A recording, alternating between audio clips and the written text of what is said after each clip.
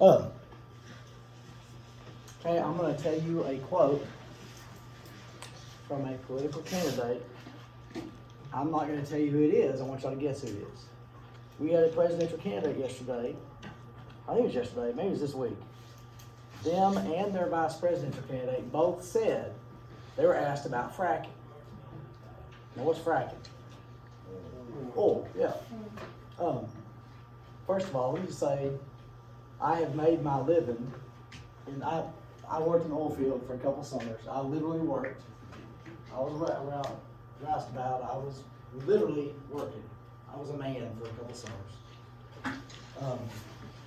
I was older than 40. It was hard. I'm not against fracking. Is it possible fracking is not good for the environment? Yeah, you're pumping crap in the ground. I can see where that might cause some trouble. We had a presidential candidate this week say that they do not want to ban fracking. And their vice presidential candidate said, yes, we don't want to ban fracking. It means jobs and it helps the economy. Which candidate said that? No. Biden. Anybody shocked by that? Yes, I forgot what side he's on. Okay. All right, now I'm not trying to be pro, or I'm not saying anything about either candidate. What I'm saying is candidates know we don't have a memory and we don't pay attention. So he said that. This January, he actually said, I'm for a ban on fracking. And that is a Democratic Party, that would line up with there's things the Democratic Party wants, there's things the Republican Party wants, and they usually line up with that, not always. Why would he say that yesterday? Why would Kamala Harris say that? They're so close to the voting. They're trying to get votes. And that's what it comes down to. So many of these candidates, they'll say something we want to hear, and we'll just hear that, and we'll forget what was done in the past. And they know we don't pay attention. That's the bright lights and candy I'm always talking about. Now, I'm not trying to be pro-Trump or anti-Trump or pro-Biden, anti-Biden. I'm just trying to let you know, candidates for office, just say what you want to hear a lot of times. And they know you'll forget, and then they get in office, and they know we won't pay attention, and they know we'll forget, and it's a mess. So don't forget stuff. Just pay attention to stuff. All right, today, this is the 19th anniversary of something y'all didn't see happen. It's always weird to think other people don't know what you know, because that's all we know is what's bouncing around in our head, and it's weird that other people don't have the same crap bouncing around in their head.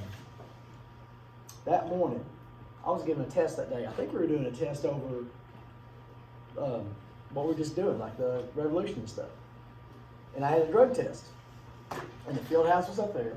So I had junior high athletics. First period, junior high athletics. Isn't that a great way to start the day? Junior high boys, first, at 7 o'clock in the morning, right off the bat. So I was in the superintendent's office, the central office, holding a cup of pee. I had just peed in the cup. And I walked out of the bathroom, and Coach Neighbors walked up, and he said, plane just flew in the World Trade Center. I'm like, wow. So I heard that, and I thought, wow, it's foggy, and a Cessna hit the building. Well, that's not good. Wow, that's interesting. About 10 minutes later, I made it back down to my class. I was late. They had somebody in here. They weren't doing a test. They had a TV in here, and they were watching TV, watching the news. And I walk in, and I see the World Trade Center, and it's on fire, and smoke's coming out. I thought, that's not what I imagined at all. And then we watched the second plane hit. Now, the first plane hitting, that's weird. You're like, oh, that's weird. Wow. When the second you saw the second plane in the picture, what did you know? This is on purpose. This is not a random. This is on purpose. And bin Laden was kind of famous for trying to do stuff. And a lot of us instantly thought, wow, that's bin Laden time this thing. They had tried to blow up the World Trade Center in 92 or 93, and they tried to do it like the Oklahoma City guy. They had a truck filled with ammonium nitrate, and they blew up the basement, and it caused damage. I don't know that it killed people. I think it hurt people, and they put that guy in prison. But that second plane hit, and even on everybody knew this is on purpose. Then pretty soon after that, the plane hit the Pentagon. Now this was 2001. A few people had cell phones and they actually talked on them. They didn't look at them, they talked on them. And I don't know when it happened. Sometime during the day, they had some of these phone conversations. People on that Pentagon plane were talking to them. They said, we got hijacked. Now let me tell you this. Everything's different now. Back then, when a plane was hijacked, the game is you let it land and then you do something about it. Because the person hijacking the plane, they either got a knife or a gun at the pilot, or they've taken over and they want to go to Cuba. It was always, when I was growing up, it was always Cuba. They want to go to Cuba. So the game was you let them land and then we try to do something about it. You don't do something about it while it's in the air. The people on the Pentagon plane talking to people on the ground, and they tell them 2 planes just hit the World Trade Center. So now they're on this plane that's just been hijacked. They said, we just wheeled back around to Washington, D.C. They knew theirs was going to do the same thing, and it hit the Pentagon. The plane that crashed into Pennsylvania, I know they made a movie about it, I haven't seen it. I remember that day they could see the flight pattern of it. It was just crazy all over the place. Every other plane, I'm going to be random here, I don't know how this plane got. Every other plane in the country was on the ground except for Air Force One. President Bush, the first thing he did was issue an executive order, which is like a law, but it doesn't have to go through Congress. It's an emergency thing that said all aircraft in America have to land now. So if you're on a plane, if you're coming back from somewhere, say Miami, well, you were landing in Atlanta or Jacksonville or there, and that's where you were. There was no more flying. They scrambled military jets everywhere, and if any plane kept flying, what were they told to do? Imagine being that pilot. Here's a passenger aircraft, and you have it on target, and you've told it to do something, it's not doing it. You've got to shoot that down knowing you're killing moms, dads, children, whatever. That didn't have to happen. The people on the plane that crashed in Pennsylvania, by that time, a couple of people of them had heard what was going on. They had time to do something. They rushed the cockpit and made it crash. And that one probably would have hit the White House or the Capitol. I can look you in the eyes and tell you the government did not do this. The government was not behind this. Number one, the number of secrets that would have to be kept, or the number of people in on it that had to stay quiet, that's impossible. We did go to the moon. Another secret you could not, I can, it's not political. It's not, a lot of people has conspiracy theories and it's based on political ideas, like you hate President Bush, or you hate Republicans, or you love this or hate that. I use science, and that's where I learned this stuff from scientist people, from watching some of this stuff on non-political people, but just scientists and engineers explaining, here's what really happened. Have y'all heard about the FBI memo from Arizona? A lot of conspiracy theories point to this and say, here's evidence. There is an FBI memo out of Arizona saying, we've got Arab guys wanting to learn how to fly 747s. They don't want to learn, they don't care about landing it. Now today, looking back, that makes sense, right? They're like, oh my gosh, they knew. No, we didn't. That doesn't make sense on September 10th. That's weird. September 12th, now that picture makes sense, but on September 10th, that didn't make sense. Also, we weren't structured. You had Army intelligence, you had CIA, you had FBI, and they were all separate. And they're trying to put pieces of a puzzle together. After September 11th, they create Homeland Security. Their job is to take all the different puzzle pieces from these different places and try to make a picture of it. We didn't have that before. So this one guy in Arizona says, this is weird, and it didn't go very far because nobody thought anything about it. We'd never had people fly planes into buildings and on purpose kill themselves flying the plane. That wasn't part of the game. The game changed September 11th. We were behind on it. You know what I'm saying? We weren't ready for that trick play. Watching when I walked in and saw that, when I saw that second plane hit, I turned to glass and I said, okay, that's horrible, but at least they're standing. It didn't knock the buildings down. So it was a horrible thing, but we thought, okay, at least they're standing up.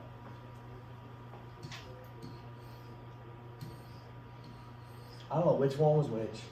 The first plane hit right here,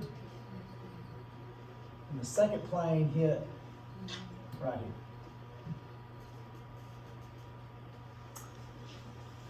You had all this smoke, you had fire. What does fire and heat do? Rises. So everybody here and above are in trouble. And they made it up, a lot of people made it up to the roof. Helicopters tried to get near there, but because of the heat and the winds and the smoke, they couldn't get to it. And that's what I was concerned about. I was like, oh my gosh, how many thousands of people are up here? I'm sure they can't get down, they're stuck. And about an hour later, 45 minutes later, the second building fell. And about 40 minutes after that, the first building fell. And when this one fell, I turned to class and I said, well, there's about 25,000 people dead. Because about 20-something thousand people worked in each one of these buildings.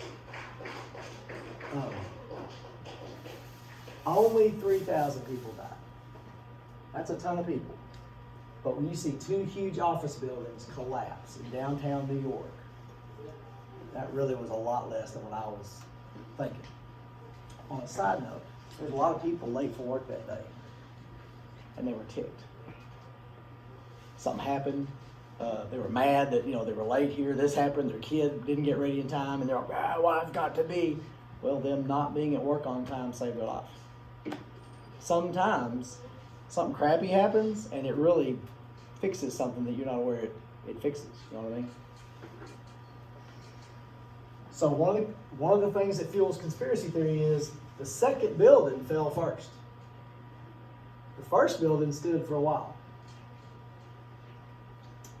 And when the building collapsed, there was explosions. Flame and smoke flew out of the building. Y'all heard that or seen that? I can explain that from hearing what engineers have said about this. When they built the Twin Towers, they built them different. You build the steel structure. You've seen buildings being built. They have the steel girders in the middle of it. This was built with the steel structure on the outside. The inside was open. Let me see if I can find a picture.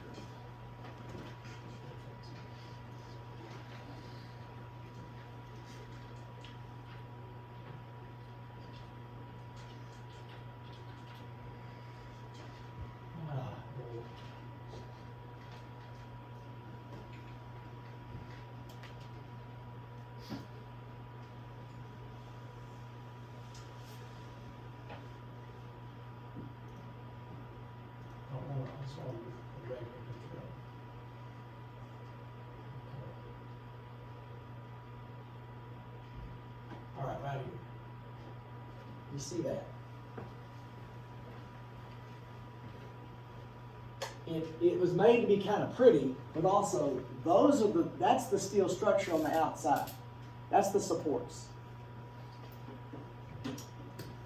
They did that to make money, because that meant the inside of it was completely open. They didn't have to have support walls. You could put more offices in here.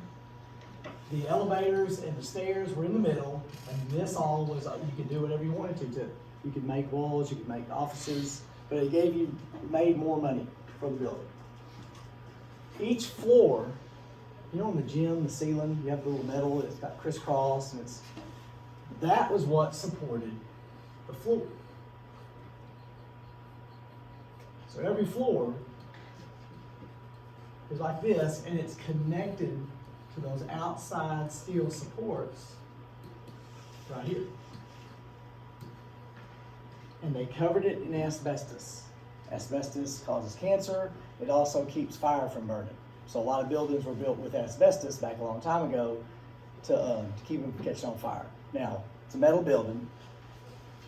Metal buildings don't catch on fire, but they put asbestos on it because other stuff in there could catch on fire.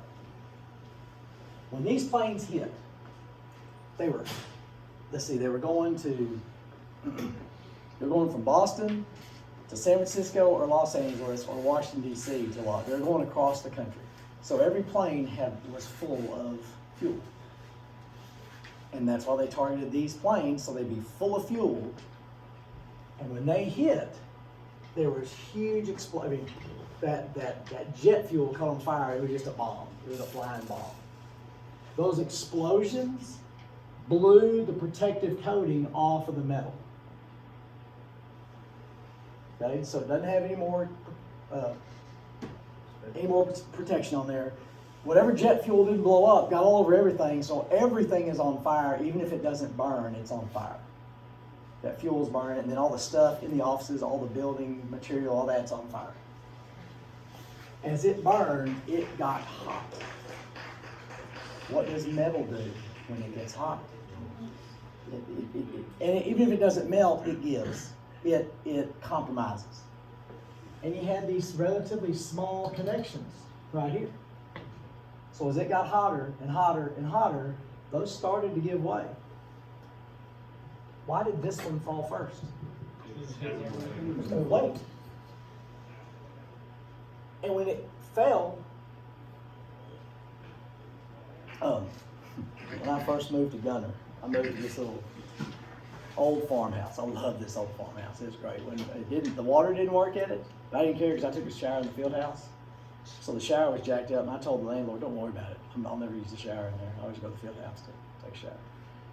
Even though Christy got married, she had to go to the field house the first week because the landlord had to get the shower fixed. I don't know why she didn't like that house. That's what a deal. You know, you got a free shower, like 5 showers to pick from. You know, turn them all on, get a steam bath. Anyways, I moved in. That summer was the biggest drought we'd had in years, and I had all the boxes. So I put all the boxes in the gravel driveway, set them on fire, went and got the hose. I'm standing there spraying around, making sure it doesn't spread to the grass because there's little weeds and stuff in it. But it started to spread. So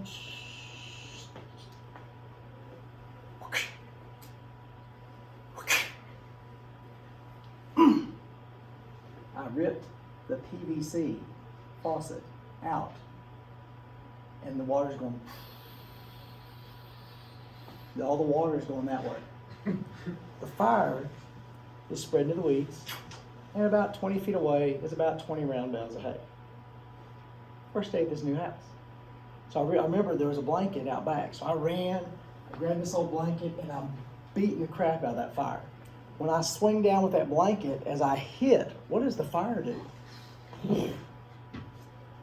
It just blows out. Well, I beat the crap out of it. It's 110 degrees. I'm sweating. There's soot everywhere.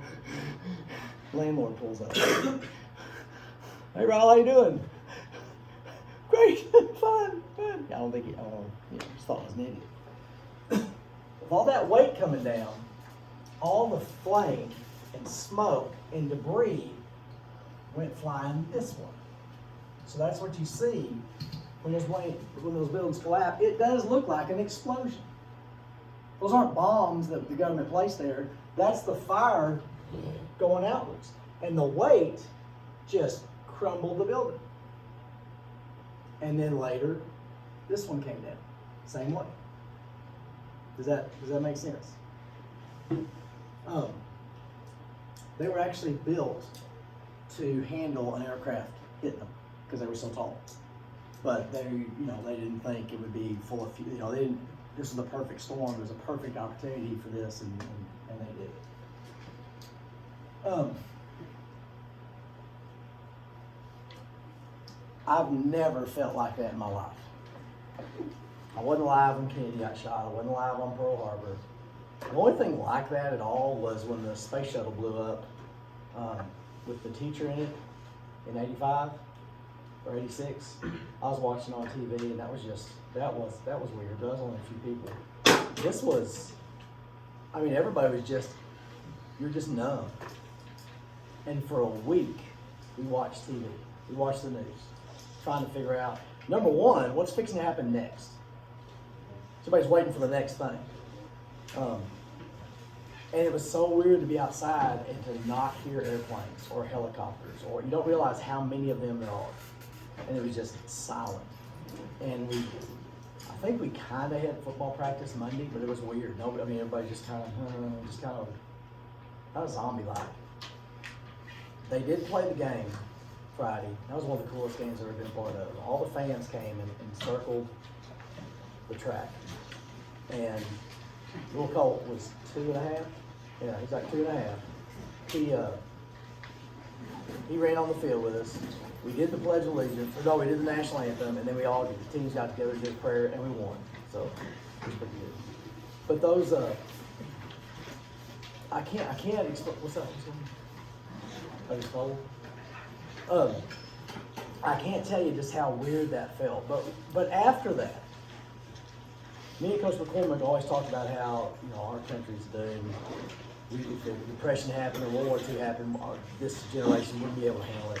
For like 2 weeks, everybody was an American, and everybody was united, and there wasn't. We were just Americans, and we shared this common thing. It was probably one of the only times in a few times in our history where we all shared this same feeling, and there wasn't any more differences. Short, tall, black, white, fat, skinny, everything. Nothing existed. You know what I'm saying? It was like, wow, I can't believe this is happening. All of Congress came outside of Congress and did like the Pledge of Allegiance together. It was amazing. And then about 3 or 4 weeks later, everybody got back to hating each other and back to normal. But the first anniversary, I didn't know what to do. Tell you what, I'm going to show you this first, and then I'll get back.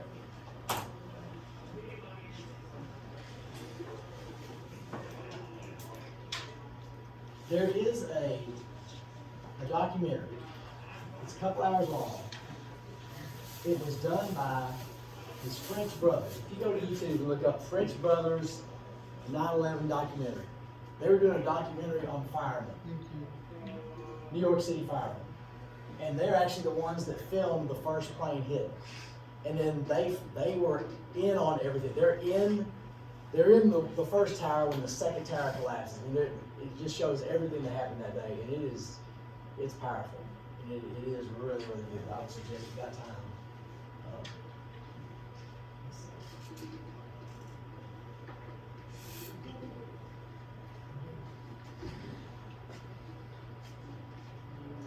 Good evening.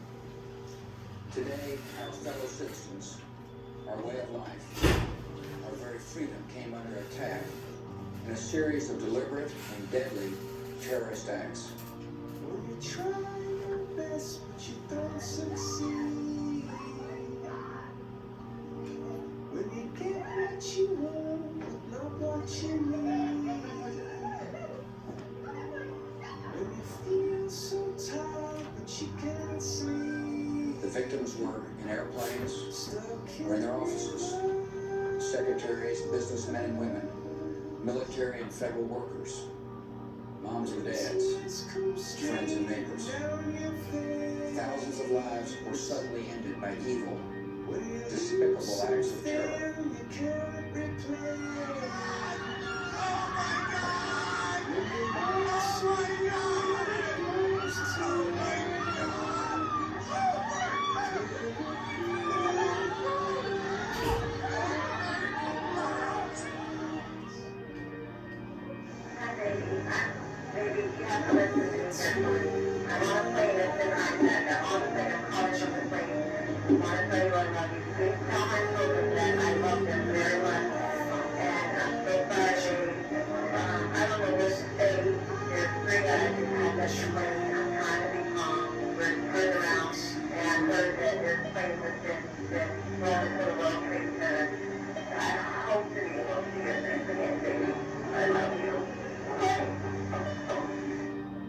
These acts of mass murder were intended to frighten our nation into chaos and That's the retreat. thing. But they have failed.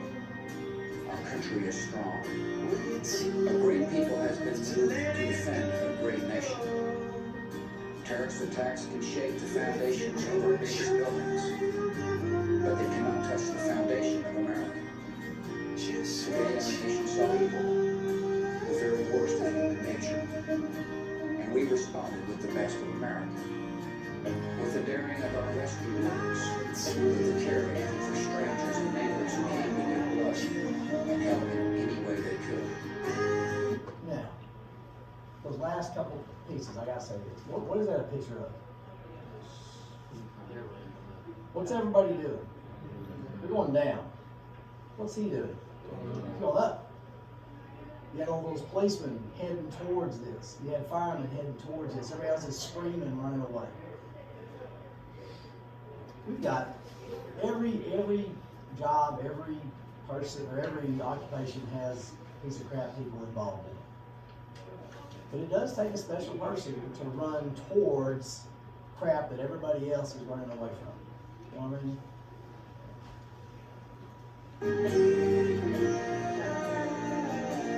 Oh my God. That looks like a second shot. That is just I just saw another plane coming in from the side. Yes, and that's the second explosion. You can see the plane come in just from the right-hand side of the screen. Looks as if there's people hanging from the windows.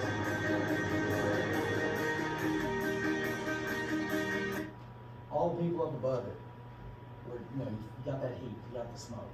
Y'all been around a campfire. And if you get away. They couldn't get away from the heat and the smoke. And a ton of people jumped. And though they don't show those pictures anymore, they don't show a lot of this because they say we can't handle it. Just seeing those people jumping and thinking, that in their mind, they're thinking the only chance I have is to jump off a 100-story building.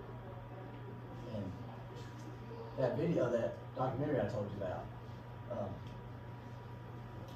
that you hear these car crashes. They're in the first tower and you hear these car crashes. It's not car crashes. It's bodies hitting. And then that, when I was watching that hit reality. That was reality. That really made it real. None of us will ever forget this day.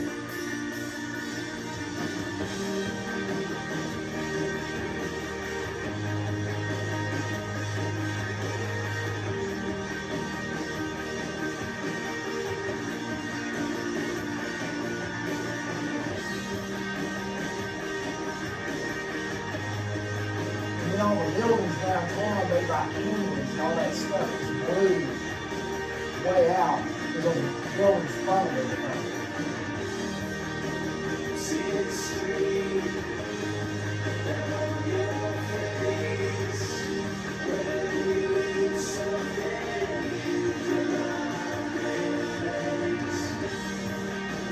see the street, down your face.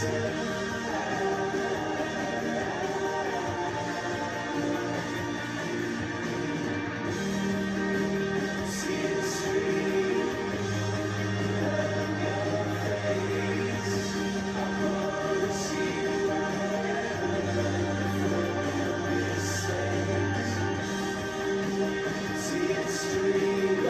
on the building that came down right across the street, and it got messed up and they fell. That's what we're doing. Lights will guide you home and ignite your bones, and I will try to fix you. Thank you. Good night. And God bless America. The Pentagon, the part that got hit was under construction, and so not everybody was in that part. A lot that saved a lot of lives there. The part it hit was being rebuilt, and so not a ton of people were in there. The first anniversary, everybody in that room had watched what happened, so everybody knew what it was about and what had happened. You didn't have to do that part. That's why I'm thinking, what do I need to do? What do I need to say? And something brought me to the Gettysburg Address. Y'all have all heard that before. What is the Gettysburg Address? What was going on? Civil War. And it was going on as this address was given. And it was given at the dedication of the cemetery for the Battle of Gettysburg. It's not long. Did y'all ever have to say it or anything? Sometimes they have to say it. 77 years ago, our fathers brought forth on this continent a new nation, conceived in liberty and dedicated to the proposition that all men are created equal. Now we are engaged in a great civil war, testing whether that nation or any nation so conceived and so dedicated can long endure. We are met on a great battlefield of that war. We have come to dedicate a portion of that field as a final resting place for those who here gave their lives that that nation might live. It is altogether fitting and proper that we should do this. But in a larger sense, we cannot dedicate, we cannot consecrate, we cannot hallow this ground. Brave men, living and dead, who struggled here have consecrated it far above our poor power to add or detract. The world will little note, no long remember what we say here, but it can never forget what they did here. It is for us the living, rather, to be dedicated here to the unfinished work which they who fought here have thus far so nobly advanced.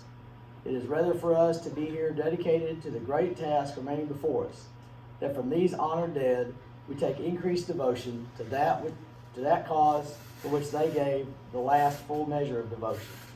That we here highly resolve that these dead shall not have died in vain, but this nation, under God, shall have a new birth of freedom, and that government of the people, by the people, for the people, shall not perish from the earth.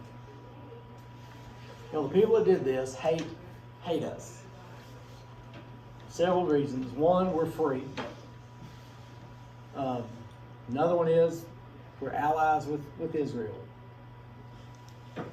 Is there always going to be people that want to destroy America? There is. We can't stop that. But when we went into Afghanistan, we went into Iraq, I told the classes all the time, this is an opportunity. Because the people that want to kill us have this, I think, a false sense of who we are and what we're about.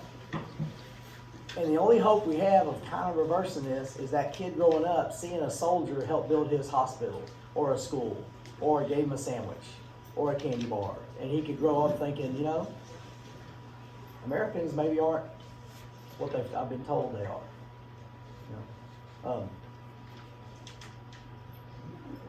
There's some people that are going to have to get killed. If you're 50 years old and you want to destroy America, we're probably not going to change your mind. And I don't want any of y'all to go fight and die. And if they would let me, if it came down to it, I would hope I would. But what we have, a lot of people have died for it. And it's really worth human lives. This idea of being free and having rights and being able to live like you want to. And it's fragile. It's really fragile. It's not going to be there forever. And you got to be willing to pay for it. Other people have paid for it.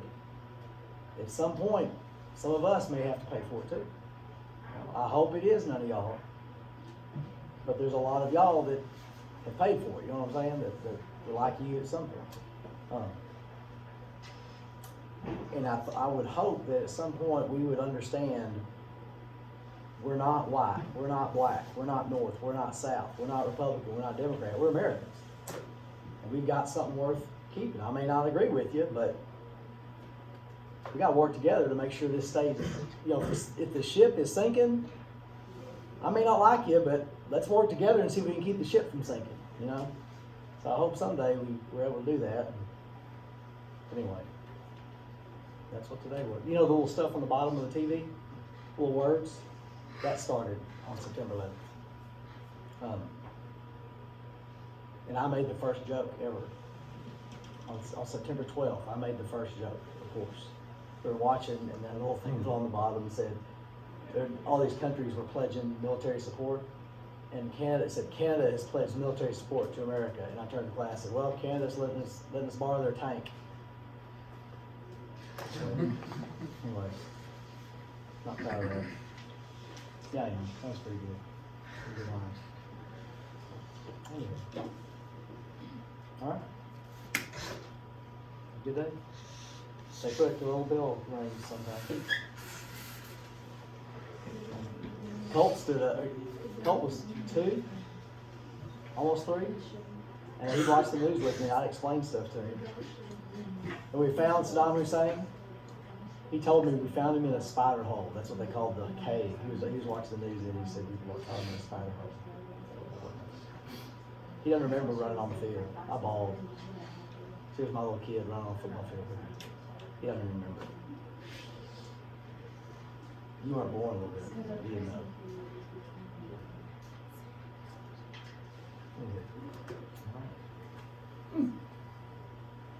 And right before the game, I was watching the news on the computer.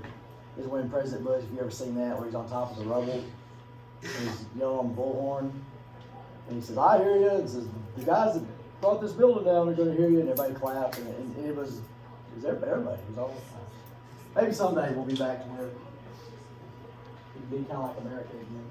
I wonder how many people I know there's a lot, but like the actual number of how many people enlisted were today. There was a lot. There was a I lot. know Chris Call was one of them. Yeah. Yeah. There was a bunch of them. All the people that enlisted. But there were so many people that just got trapped around the country. And there wasn't a way home. Because I think it was a month. Caden Baker, come to the office, please. And Coach Fortenberry, he was running that morning, and he said he was running it, and all of a sudden this huge jumbo jet is like 500 feet above, and there's 2 fighter jets escorting it to land. It's like, oh, who's going to land?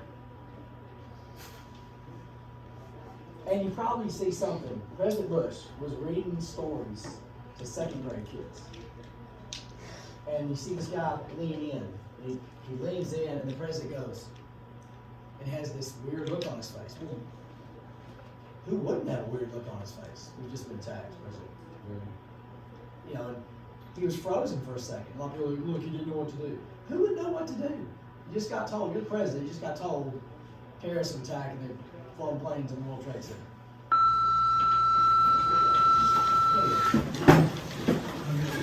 Have a good day. You too. Also.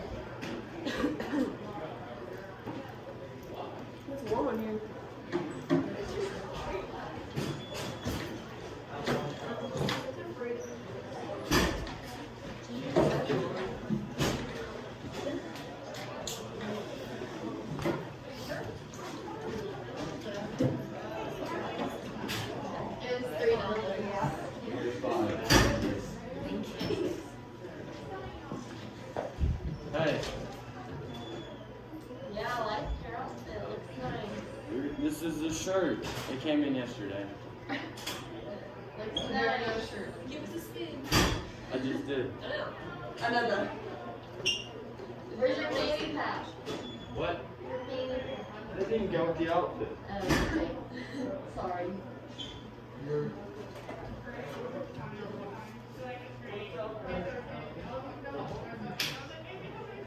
Clay?